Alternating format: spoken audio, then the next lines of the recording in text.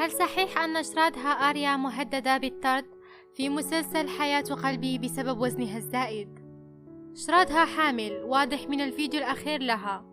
ممكن جواب: هل حقا شرادها أصبحت سمينة؟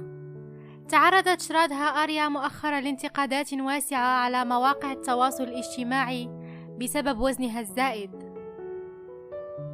ففي إحدى الفيديوهات على حسابها الشخصي في الانستغرام، لاحظ بعض مستخدمين وسائل التواصل الاجتماعي زيادة في وزنها، مما جعلهم يهاجمونها ويقومون بالتنمر عليها، حتى أن البعض قال أنها من الممكن أن تكون حامل، أما البعض الآخر فاتهمها بإهمال جسمها، وإنها لا تستحق أن تكون البطلة مسلسل حياة قلبي.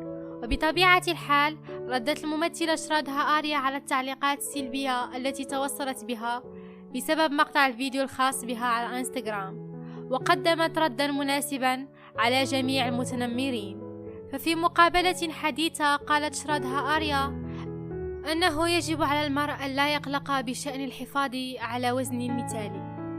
شاركت كيف أنها لا تتعامل مع المتنمرين على محمل الجد، وأوضحت أنها لا تهتم بالوزن، ولكن الصحة واللياقة البدنية هي الأهم بالنسبة لها، حيث قالت: لم أهتم قط بالمتصيدون.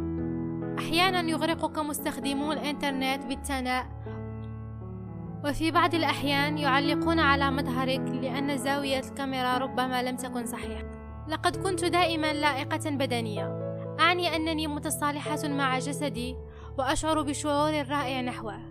لطالما اعتقدت أنه حتى ولو اكتسبت بضع كيلوغرامات فلا داعي للقلق بشأن ذلك، والتسابق نحو الحفاظ على الوزن المثالي ليس من أولوياتي. لا يهم إن كنت أزداد بضع كيلوغرامات، لأنه في نهاية اليوم ما يهم هو الصحة الجيدة ومدى شعورك باللياقة.